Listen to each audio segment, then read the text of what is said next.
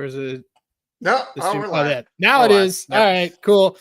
For those that can't see, CJ looks like he's got some color, as they say. It is in his.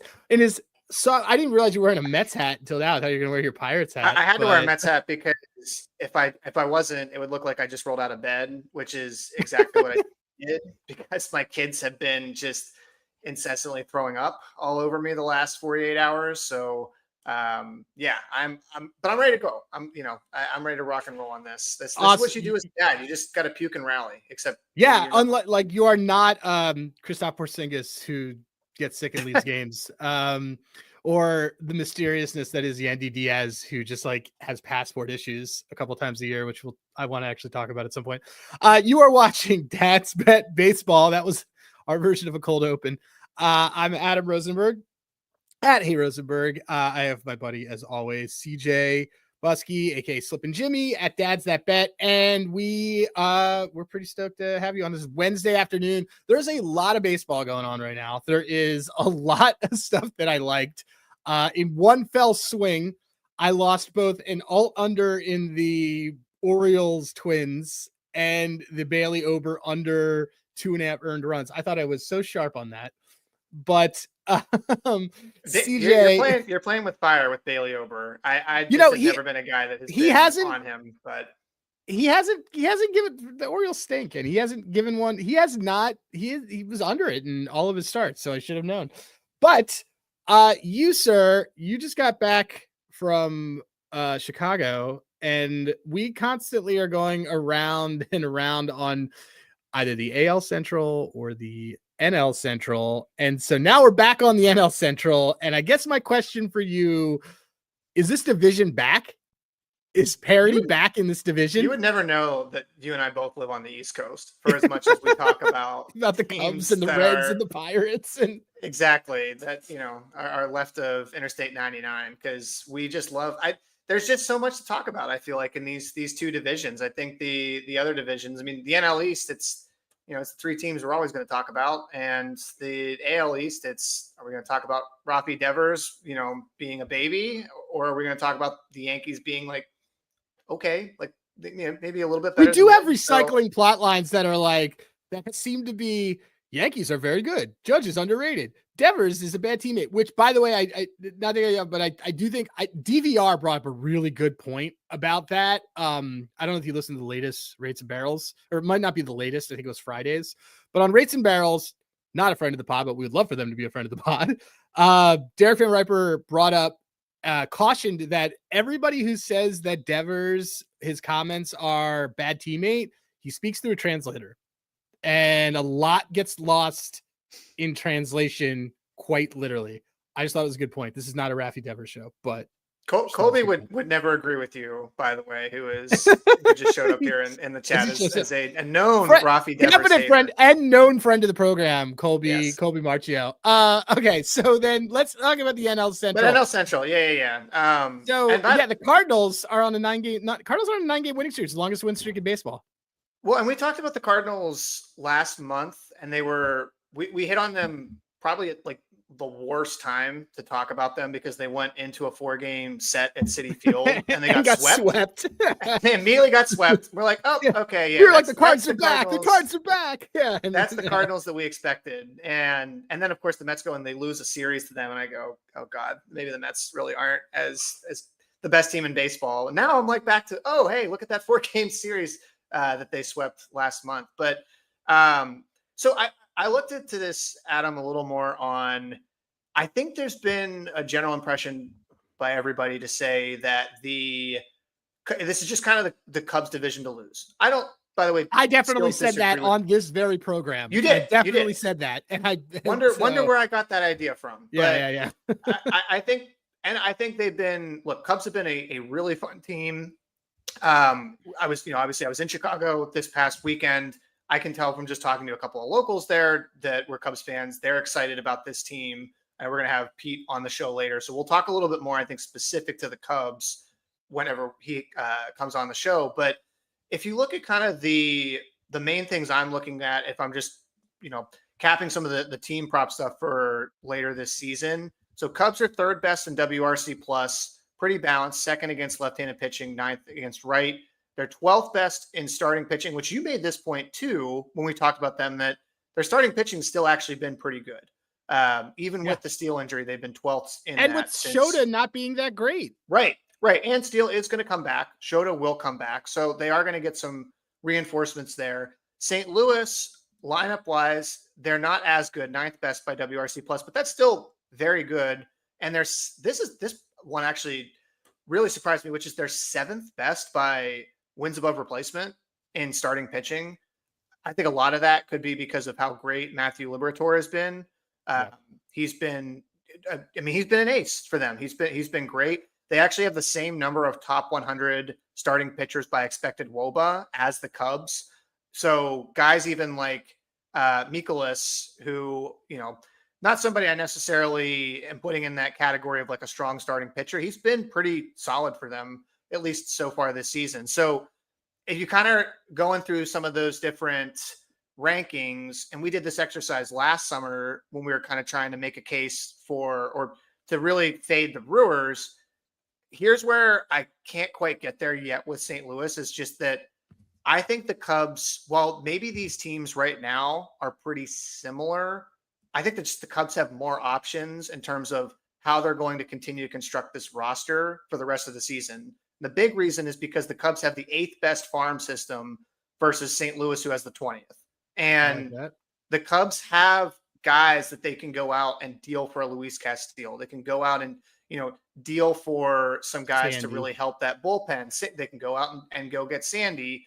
Future Cub Andrew Heaney. I'm calling that one right now.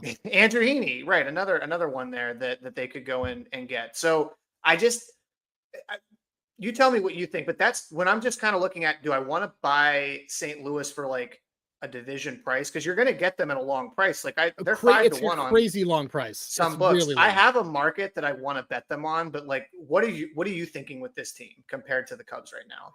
So this team is always frustrating. I don't think this team baseline. I do not think this team is good. I make a lot of jokes about this team, how Brendan Donovan and Alec Burleson and last year Lance Lynn, how they're basically all three of them look the exact same and have them just doing the cup game where they're just switching out every time when someone's at bat or someone's pitching. A lot of this team looks like they were running from the Capitol on January 6th. Love Jordan Walker, though. He was not at the Capitol on January 6th. Damn, you stole. I was coming in there with oh, you were? Okay. But here's my thing. Okay. Jokes aside. This team, the Cardinals, 12-7 against teams above 500, or 12-7 against teams less than 500, only 11-12 against teams that are above 500. So that is pretty substantial. Like 12-7 is that's like a 58, that's a 60% clip on that.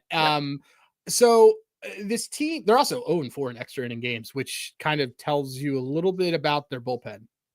Because if extra innings, you basically need flamethrowers to get guys out and do that. Being 0-4 in extra inning games is kind of alarming. And they're not good against Helsley. They do have Helsley, who I don't think is going to be right. Right. I don't think he's going to be a Cardinal all season.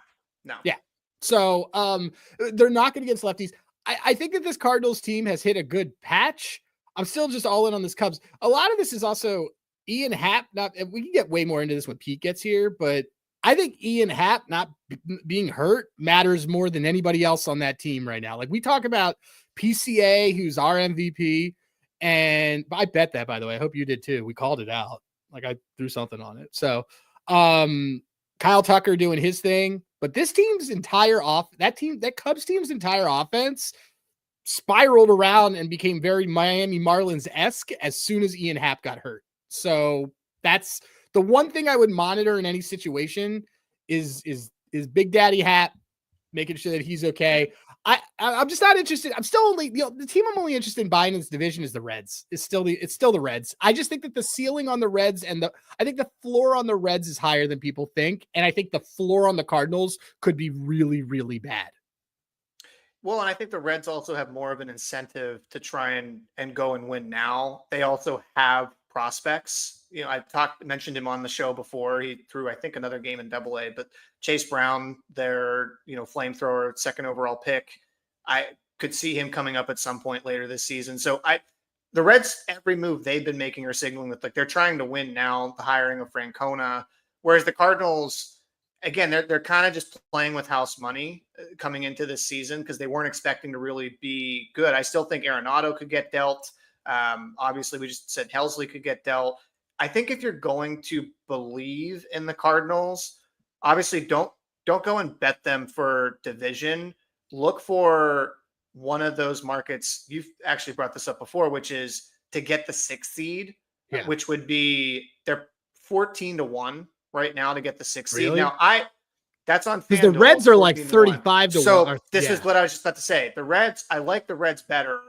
They're 26-1 in that market on FanDuel. So I would rather take the Reds for that bet. I'm just saying, if you're like, Adam, I think the St. Louis stuff is real. I think that they actually will go out and make some moves. You disagree with us. That's fine. I'm just saying, don't go and bet division. You're going to get a way better price on make the 6th seed. Don't even go and bet to win 90 plus games, because those prices in comparison are really bad. So this to me seems like a team that's going to be maybe like slightly above 500 come the deadline. And they're going to be one of those that we say, well, are they buyers and they're sellers? And they're going to end up being sellers. And we're going to go, oh, well, we told you so. Because this is what the front office's plan was kind of coming into the year. I'm just looking at their Pythag. Their Pythag says that they should have been. So they are exactly where they should be, is what it's saying. The Cubs are a game less than they should be, and the Cards are a game higher than they should be. So they're actually, for what's going on with them right now within this season, performing as they should. But I also just watched them play a series against the Pirates that made my eyes bleed. So, in terms of scoring, can we at least they don't hit home runs. Like, nobody on the team hits home runs. No, they're a contact hitter. They're a contact hitting team, and it's like the Guardians. I will say this: no stars. I buy them that they're better than the Brewers. Like I absolutely buy that. I think the Brewers are in trouble. You see Quintana went on the IL today. Yes, yeah. Which, if you're saying Quintana went on the IL, and that's you're worried about that, that's trouble. That you're depending on him that much. So I still think they're better than the Brewers. They're obviously better than the Pirates. I think the Reds probably do end up kind of overtaking them there. So they're better than we expected. And the Pythag stuff is interesting that you brought up, but I wouldn't go into, betting them to win a division. Especially, I think you're only getting them like 5-1 is really the best price there. It's just not a lot of these a lot of times, like, you're going to start to see this. And we're going to pivot a little bit to talk about something else, but you'll see a lot of times overall, the team's doing well and everyone says, oh, bet the division on them. But the reality is that the division isn't always really the move with expanded playoff rosters and things like that. I think the division is the move. You also have to ask yourself, do you really think that 2 teams are getting in, and are these teams really far apart? So I think that, I think the Cardinals are closer to that mush of people that are maybe in the middle, like what we thought the Giants were last year, than they are anything else. So agreed. Okay. So all right, let's get to we got one more segment, and then we're gonna bring in Pete. What did you have? I mean, I know you have, but do you want to tell everybody what you had on your rundown to talk about? Well, I was gonna try and seg into this by just saying, well, Adam, let's talk about something else where we're seeing something and we believe something else based on the signal, which is one thing that obviously there's a ton of discussion about this in betting, which is your bet plus EV, which we can get into a whole separate, we can go down a whole spiral on what does it actually mean for something to have positive expected value. Positive expected value, for anybody that's not familiar on the show, it's basically just saying, were you able to get some equity in your bet prior to this bet closing, and then the game proceeding where you had that bet being placed, right? So and that could be a number of different things. As a dad, when you really don't have time, plus EV bets are a fantastic source of bets in that, hey, simplest example, I have Rafi Devers to get 2+ total bases at plus 150 on Bet 365. 7 other books have him at plus 100. I'm going to go bet Devers to get 2+ total bases. I'm not even going to necessarily look into the cap of that game. It's just 50 cents off what the rest of the market is. Yep. And if you're out with your kids, you're out with your wife, those are very easy, quick, kind of like, all right, yep, just pocket it, put it in my portfolio, and forget it at that point. Now, I do that all the time. EV, I mean, I did that yeah, last night. I was like, I don't have time for this. I'm just going to, I have very specific settings that I use on like EV betting Outlier to and me stuff is like kind that. of And I'll like just be like, this is I'm like, I can trust at least at the very end of the day. I know at least this is a mathematically good bet is EV basically betting. how it is. I can kind of compare that type of EV, like blind EV betting, as like this is like me just like surfing through Netflix. Like I'm just looking Yeah. for something to watch. Like just it's gonna at least have some like professional quality of production, and I just want to like watch something. I don't have to make a decision. Yeah. Where I think with baseball, and you'll see a lot of this chatter will come up probably in the summer months. Maybe we'll hit on it again, which is baseball is kind of the dead zone for if you're a strictly expected value type of better. I'm just looking to bet totals, game lines, etc. I'm only going to be placing plus EV bets for baseball, and baseball is traditionally just very, very hard to just try and win with that strategy as like kind of your only way of winning bets. So one thing that I know you and I have talked a lot about with plus EV is that if you're using other apps and whatnot where you can kind of see, hey, am I getting something that's 2% EV or 3% EV, or it's 15% off of, or 15 cents off of the market price. Don't just go in and bet that necessarily blindly. Use that as, all right, either this is a source for a bet, this is something that I could go in and look at and quickly kind of research and cap, which we have our site handygraphs.com, but you can also go Hall of Fame Bets, fantastic app to quickly do that. But look at these as either sources of bets that you can go do, or if I'm looking in at, again, that example with Devers. So yesterday I believe he was facing a lefty. Now, of course, he didn't go over this, but he is facing a lefty yesterday, crushed lefties. He was somebody that I already had circled as potentially a guy that I might want to go and bet. Then I see that it's plus EV. Okay, that to me is just another signal for me to go place that bet. I know you kind of use something similar, but talk to me a little bit more, I guess, about how you use that sort of more hybrid approach, especially with baseball. Yeah. So the thing is, to get a little inside baseball on it, like you said, EV doesn't necessarily mean the same thing for baseball. EV means the most for football and college sports. Don't let anyone tell you anything differently. That is proven data-backed fact, because those markets are high liquid. You can actually equate, and by high liquid, I mean that there's a lot of people putting money in it. It's dollar to dollar, not low limits and things like that. But what it means is that you can equate, hey, this line moved. Hey, the public's on that, like that.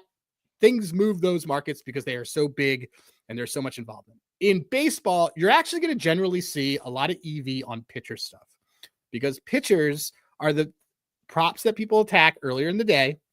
The totals and things are usually impacted by that. And I will see on, because I religiously track everything through Pickett, my pitcher props all gain CLV. It doesn't mean anything. You know why we're getting CLV on it? Tout a little bit, but it's probably because people that follow either our accounts or follow our bets, like it's usually a little gaggle of our Discord and our people that are doing it, like that kind of stuff on a under woo outs moves under woos outs. It's not like going up to Circa and doing something. But on hitter stuff, I constantly lose EV and I don't really care because I end up winning and it's fine. But the big point on all the EV when it comes to baseball is that the most EV thing you can do for baseball is your research on what you're using for everything. I want to specifically point out on our site, we have on Handygraphs something that nobody else has. And I really feel weird when we tout our site, but it's a great site, guys. Use it.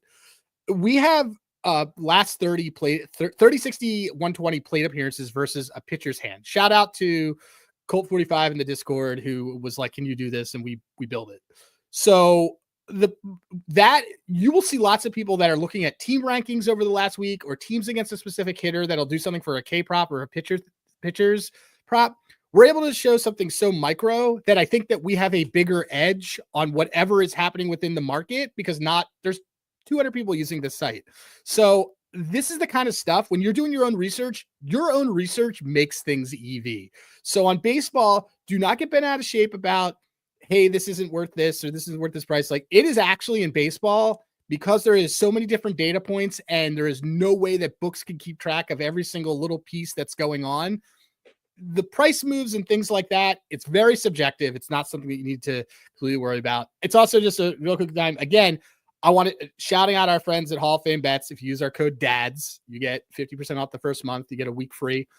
They have all the team markets, which we've been hitting constantly for a team to hit a home run, team to have total bases. Nobody else has that. And this is all the way below the fold markets. And so again, we're getting, these are EV bets because we are getting such an edge based on information. So to sum it up, and I'll let you have like one final point and then we'll bring Pete in we'll end this nerd talk. But EV on baseball, do not let people shame you on, oh, that's not good value. You can use it as a guide, use it as a signal, but it's not the be all. It's never the be all end all, but it's especially not the be all end all for baseball. I think for baseball, we both agree that we really would like to use it as a signal of something's probably going on here. And honestly, a lot of times I just might take the other side. So. Yeah. My last kind of point on it is just that, you know, in some of the other sports, like you mentioned, great call out with obviously the NFL and college football to a little bit of a lesser extent, there are designated, known, sharp books that you can very confidently trust as a source of truth to be able to devig against. Baseball, main lines, maybe, okay, you know, Bookmaker, Pinnacle, those are still pretty reputable for those, but for props, it's not the case. Like there's not, you just, as much as we talk about, we obviously love betting baseball. The rest of America is not putting in the anywhere near the type of liquidity into prime little under outs. As I look at my picking account, and it's just like it reminds me. Moves will happen much faster for some of those baseball related props than they will for an NFL related prop. It's still going to have more volatility, but you have a lot more participants in that market versus a Javi Baez to hit a home run, you know, which Javi Baez congrats to you, by the way, if you had that. Oh my God, he's been actually really crushing fun. It lately. Good for that he's guy. Awesome. Yeah. Favorite 8 hitter in the league. All right. I think this is a good time to bring in Pete. Let's see. Is he there? Boom, boom, boom. Oh, there he is. I get so excited when our guests come on because especially when I know that they're going to be like Colby, we're going to call it Colby level energy. Nice. Pete, AKA the Sheffield Shuffler. Pete meets CJ. CJ, nice to meet you. Pete, I thought Kyle Schwarber was getting on the mic here whenever you I've created a character, as his brother called Carl Schwarber. I'm trying to develop that into some brand deals there. You can hire me and pay a lot less than you would Kyle Schwarber, but you still get the same benefits. You know what I mean? Dude, it's great, dude. We're all right. So stoked to have you. You are both. I shouldn't say both. All three. You are a friend. You are pretty sharp on baseball, and you are the ultimate dad. Because we're gonna jump right into this. So, for those that don't know, Pete has twins and he has another kid, which is just wild. But I think we just want to kick this off and just ask, most importantly, what is the worst ballpark to bring your children to? Or what is the worst? Or this could be also the worst ballpark experience with your children, and which we would love to hear about. Well, my 3 children, only one of them has been to a baseball game, and that was a Phillies game last year because they're still young. They're like 2, and then twins aren't even a year old. So I just took her to Citizens Bank Park, and that was a fine experience. If I had to choose one, though, I would probably say like Yankee Stadium, just because getting to the stadium, if you're going to take public transportation, I mean, but mainly just dealing with the regulars of New York City is kind of why I wouldn't want to bring my children around there. I mean, you've seen what it looks like after the Knicks games, right? So I don't want my kids anywhere around like Yankee Stadium, Knicks fans, anything like that. So around here, I would say Yankee Stadium. I'm not going to do that anytime soon. I haven't yet taken. I took my kids to a Red Sox game. I keep telling my wife, I'm like, let me take Nora down to Philly because I'm a Phillies fan. So just let me take her down to Philly, take her to CBP. And she's like, no way. We took her to Fenway and she lasted an inning and a half because like all she wanted was just ice cream, and then she had her sugar crash, and we made it to Tanner Houck giving up 3 home runs in the third, and then we went to the parking lot. So Classic. we haven't even done it yet, but I'm like, glad you guys said you're a fan of it. because the only 2 parks that I had on this list were Citizens Bank Park, which I have taken a kid to, and getting there, to your point, it's not that hard to actually go and like park and get everything situated for Citizens Bank Park, but just super loud, and you got to deal with Philadelphia fans, and I'm a Mets fan, so that just inherently is going to make it less desirable. And then Yankees games, I was going to put that also potentially as number 1. Apparently they just added a new playground for kids at the stadium. So I had to give them a little bit of some credit there. As next time I take the kids to a Yankee game, Okay. I'm going to have to check that out. I haven't seen this yet, but apparently there is a playground there that you can take them to. Petco's really good. Petco has that. Petco has like a playground in left field that you can just dump your kid. Like you don't even need a ticket. You could it's outside the state. You could just watch and jam out and do whatever. Like to Giovitz's point, like minor league in those states, like the Root Sox is apparently like a really good kid experience. Wrigley's good too because they have Gallagher Way that's just big open grass, and families will sit out there with no tickets and the kids will run around. They're actually like playing catch. Like there's a lot of space. So if you don't want to go into the game, you still want to have that, atmosphere. Wrigley Field is very accommodating for families. It's actually, I'm so glad, Pete, you brought up Wrigley, because I was just talking about with Adam at the beginning. I just got back from Chicago, got to see Wrigley Field for the first time. Didn't get to see a game because just scheduling, but I did get to do a tour.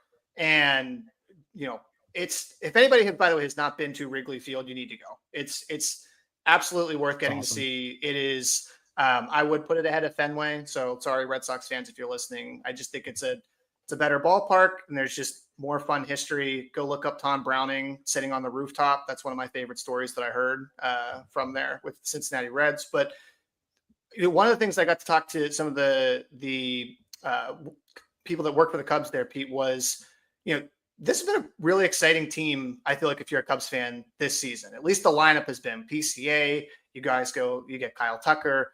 Adam and I have, we're very much rooting before Suzuki to get to RBI leader. We have that's our retirement future that we have. We have 200 to 1. So I felt like after talking to some of the different Cubs fans there, that there was a lot of excitement about this team. But I always come back to thinking about that 2016 team, because if you're a Cubs fan, that's to me like the benchmark that any team you're going to put up against.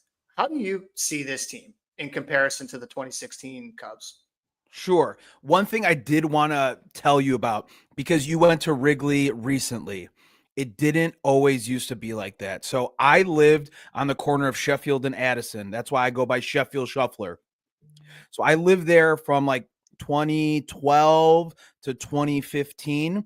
So it used to be Wrigleyville. Now, as you can tell, it's Wrigley World. It's very corporate. There's a sports book. There's a $1 billion hotel in Hotel Zachary. There's a Dave and Buster's. They're putting in bowling alleys, movie theaters. It used to be very much more of a neighborhood. Not saying I don't love it. It's awesome what they did. It's new. It's innovative. Very cool, flashy. But it used to be much more of a neighborhood feel. Diners, little bars and restaurants. So that's just one thing I was going to tell you. So don't let that be like your only vision of what Wrigley always was, because it was very different. There was a Taco Bell that had the slowest service in the country, and it was right there, and they tore that down. So it was very different, but I'm glad you got to see it, and I'm very happy that you enjoyed it, because I always say, like, that's my favorite ballpark. But back to your question, 2016, I mean, we got the best years out of Jake Arrieta there. I mean, Jake the Snake was just incredible, for his tenure there with Chicago. My biggest thing, obviously, is the bullpen, right? I mean, I think the Cubs are so fun and exciting because their bullpen blows it every game, and their offense has to contribute all 9 innings. We saw it last night, and it was so exciting. Problem too. Yeah, it was so exciting and fun, but that's not how it should be. So the Cubs bullpen in 2016, Hector Rodon, Mike Montgomery, Aroldis Chapman. Those guys were much more locked down than what they currently have. So that would be my biggest thing. They're still exciting bats, a very young team right now with the Cubs, as opposed to 2016. It was a little bit more tenured, even though they were a little bit younger. You still had Bryant was in 2 or 3 years with the Cubs, Rizzo. So you still had that veteran presence. I don't see that Cubs team right now as like very veteran savvy, if that makes sense. Interesting, because I feel like this Cubs team is also much more built out of acquisition versus that 2016 team. I mean, obviously Lester was acquisition, Chapman acquisition, but those guys like Baez, Rizzo, Bryant, all of them were homegrown guys. Like these were Schwarber, another one, that was. So that's interesting. You kind of say that just because I look at this team and I go, I feel like there are like more like seasoned dudes on this team versus that. This is a dude. This is a dude team. This is definitely a dude team. Yeah. I like they do a very good job of developing, right? Like that's what you mentioned it earlier. The Cubs have one of the best farm systems. They're bringing up young talent, and they are adding. The thing is with Ricketts that bothers me is Ricketts puts money all around the stadium and not necessarily on the field. Historically, not saying like this year or whatever, but he owns the rooftops. He has partnerships in the bars and the restaurants. So the thing, and I know you put this in the notes, we're going to talk about, the difference between Philly and Chicago, but regardless of who's playing the 9 guys on the field, there's going to be 44,000 people that go to Wrigley Field to party and have a great time. So I don't necessarily have to invest so much in the team because I got real estate all around here. So that's one of my gripes with the front office for the Cubs. So like you brought up a good point. So now you are anyone who ever questions your Phillies fandom can bite me because I know it happens every day. They shouldn't. I've seen your overalls. You've been down to spring training and you're like, for those who need to go follow Pete on social at Sheffield Shuffler, and you can find, if you go to any February, he goes down to the Phillies spring training and he rocks. He actually does it during the summer too, but he rocks these incredible overalls. Yeah. But tell me, give me the difference you have very passionate franchises. You have 2 teams that are top 5 payrolls. Give me the difference in one word of the fan experience at Wrigley versus CBP. It would either be, you can talk a little more about it, understanding or patience. And I knew that, by the way, I wrote a note. He's going to say patience. I know. Really? I really wrote it down. 108 years you have to be. And like I said, there's going to be 44,000 that come out to Wrigley. Eric Hosmer talked about this on a podcast because he played for both the Red Sox and the Cubs. And he was asked about the differences. And I say the same thing because when I came to Philly, it was more of a culture shock how hard fans are on players and the verbal displeasure with the players, and you could hear it. Chicago, I don't think I've lived in Chicago 32 years. I don't think I've ever heard them boo players, or if they did, I can count on one hand, right? So it's never booing. That's how the Cubs got the name Lovable Losers, right? Because they're going to show up. We'll get him tomorrow, guys. All right, go Cubs, go. Like everyone's there to have a good time. And I don't think you can knock that, like, oh, they're not as great baseball fans or anything, because they are. The World Series was a generational win. Me, my nanny, my father, like we all waited for that. It was special. But just like the outward hatred towards players, like you don't get that in Chicago. It's much more of a loving, supportive fan base than here, as you know, is not like that. They will let you know when you stink. Yeah, I see Joe Dallaire in the comments, like asking for dongs. It's sort of like the Philly franchise, like hit home runs or do nothing. But the Cubs, you got multiple guys with 10+ stolen bases, including future friend of the pod, Nico Horner. Nice. But we started asking our guests their favorite person to bet X prop on last week. We had Colby Marchio on, and his favorite person to bet for home runs was Vinny Pasquantino. Who is your favorite player to bet for stolen bases? On the Cubs, it would be John Birdie. He's very Ooh. sneaky, and you can get pretty decent pricing with him. So when he is in the lineup, I do like John Birdie because he's sneaky fast, and he's not a guy you think like, you think PCA, Tucker, even Nico Horner. But John Birdie's right up there. He's almost at 10 steals. He's probably at like 7 or 8. But he's sneaky too. I like John Birdie. CJ, do you have a guy who you like to? I've been dabbling way more in this market over the last year. Do you have a guy who you like to hit, like to bet for stolen bases? No, I mean, it's not a market that I don't feel anywhere near as passionate about this market. Some people love this market. Great. Anytime against the Marlins, dude. Anytime against the Marlins, just go ham. So I will say I do occasionally and again, another future, hopefully friend of the show, because we've talked numerous times about how much we like this guy.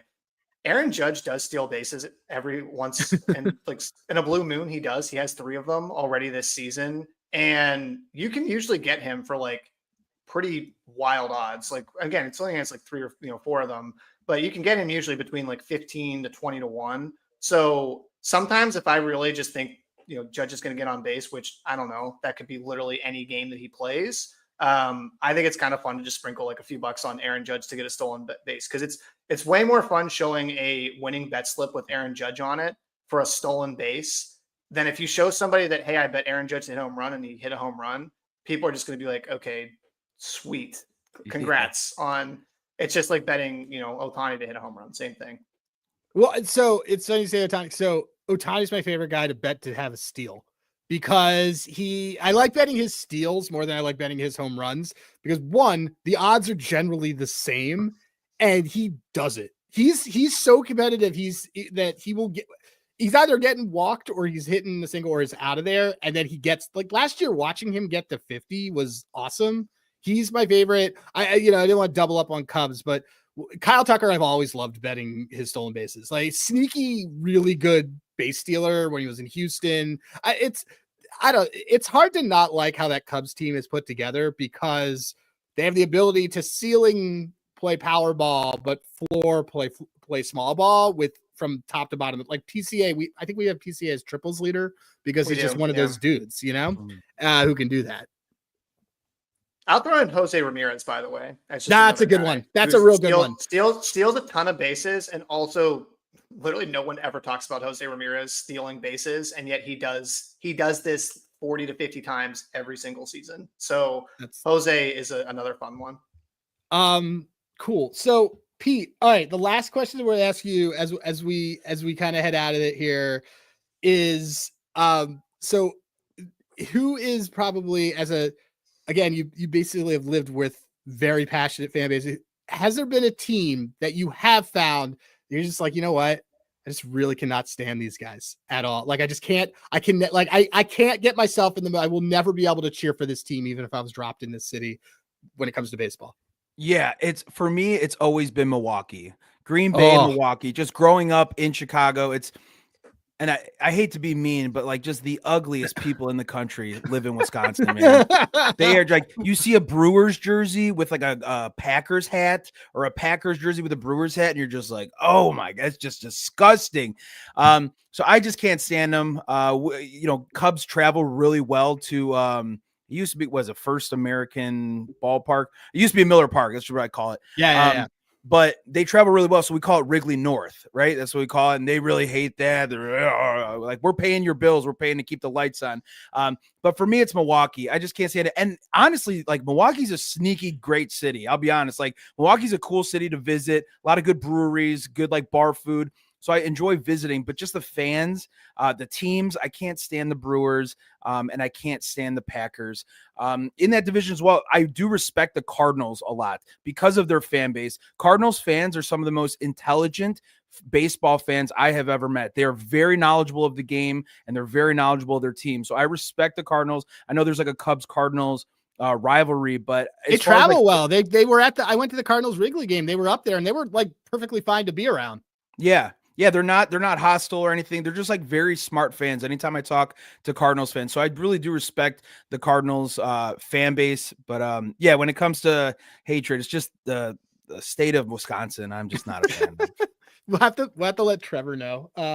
So Trevor, who pays our StreamYard bill. All right, Pete, tell everybody where they can find you and anything that you want to hype up. Yeah, we really appreciate you coming. everything is at Sheffield Shuffler, Instagram, TikTok, Twitter. You mentioned Javi Baez. I just made a Javi Baez video about his resurgence, Nice. like a hype video. Because like I story. shat on him like 2 years ago, and this is my apology to him. Like he was really bad for the last 2 years, and now he's having a resurgence, and it's really good for baseball and for him because he was one of the most exciting players with the Cubs. Like he was the magician, the base running, the fielding, he did everything so exciting. He was a spark plug on the team, and so many teams need a spark plug, and that's who he was. So I'm glad to see he's getting his mojo back and this is what I say in the video. He is a product of his environment. I knew when he left Chicago and he goes to Detroit and they won 67 games, he is going to go flat. He got a bag. And he's going to go flat because nobody comes to the games and he has nothing to feed off of. Now they're competitive. They're one of the best team in the AL, and he has that juice back. And I just think it's like proof positive that he is really a product of his environment. So I'm happy to see him kind of getting back to it. I am going to stop you there because he did make one stop in between that Detroit one, which was he came to the Mets. He was a magician. He was a magician. How did he get there too? He gave you Pete Crow Armstrong. So that was the magic trick that he pulled for the Cubs. So you're welcome for that one. Yeah. And so him joining a team that was in the middle of trying to compete for a playoff spot. And then he was so bad. The Mets had they wanted nothing to do in terms of re-signing him. So, but hey, you know what? I love Pete Crow Armstrong and happy for Javi to be doing some good things. But that outfield would have been pretty nasty if he was still there. Stop. Yeah. Skip the stop. I saw him. I was at the All-Star game in 2018, and I saw Javi versus Reese in the first round of the home run Reese Hoskins in the first round of the home run derby. I remember that, but yeah. Also, for those who don't know, like Pete does really like I'll say like there's people that do good content. Like Pete does really, really good content. He does really good. Like he does really good videos. There's one that he has pinned that's about when the Phillies were using the dancing on my own, which old fogies like me know as a Robin song, but then was turned into like I guess a MAGA anthem of South Philly or something like that. But Pete does really good content. I'm not a big thing on content creator folks, but Pete's content, Pete knows what he's doing. It's worth hiring to do a lot of stuff too. Pete, thanks for coming by, buddy. Thanks for having me, guys. I appreciate it. Best of luck with everything. Hopefully, I'll be back soon sometime. Yeah, you definitely will be. Appreciate it, boys. Pete's great, dude. It's great. He does good stuff, and the only reason why him and Colby won't be back for like a little bit is because we have to get out of Chicago. We have to get out of the NL Central.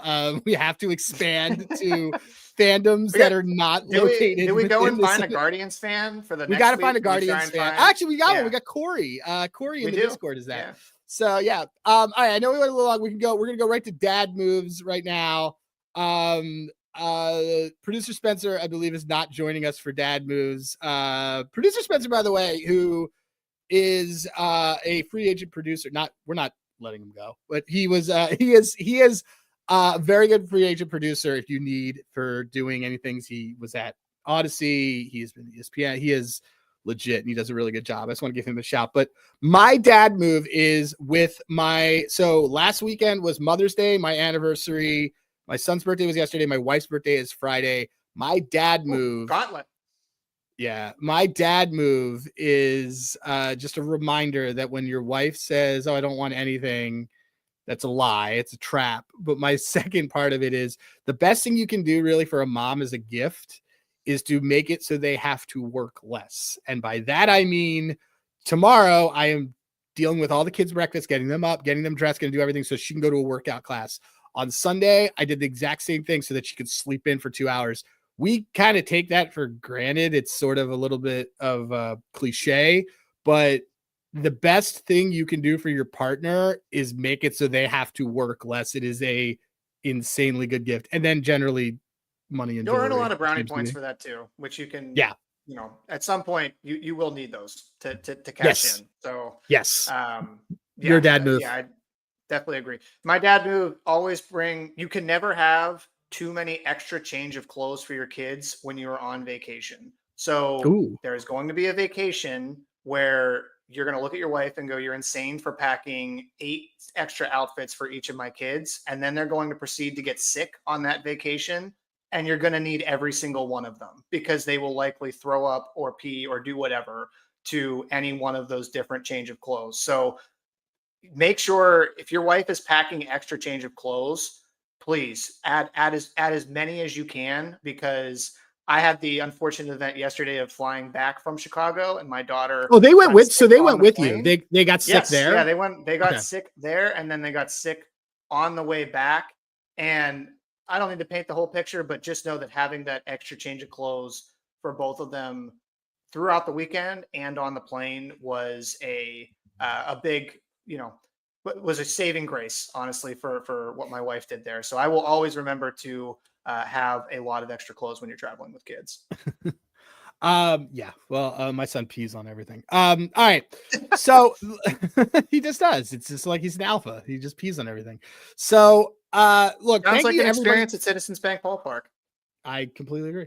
Thank you everybody in the chat. Thank you, Gio. Porter, I was going to text you today. I was like, where's Porter been? Riley Green's going off, and I haven't seen Porter in a while. Joe, appreciate it. Real big shout out to Pete Vitale, the Sheffield Shuffler at Sheffield Shuffler. He joined us today as our guest. Producer Spencer, I want to thank you. He has a sty in his eye, so he is not on camera. He's just too beautiful. But at Spencer_Ray Ray, for CJ, Slippin' Jimmy at Dad's That Bet. I'm Adam Rosenberg at Hey Rosenberg. Give us a 5-star review, even if you thought this stunk. That would be funny if you did that and just gave us you did engagement. Watch things to the end, give engagement, leave comments on YouTube. You could talk about my sister. I don't really care. Just engage with us and do things. We have only one show this week, but we'll be back on target next week. And big shout out to our friends at Hall of Fame Bets. Use the code DADS. We love them because they have these team markets that we've been able to hit and have not slowed us down. So for everybody, this was an extra long episode. Dad's Bet Baseball. Thanks for coming by. Good luck with all your bets and with your children or anything.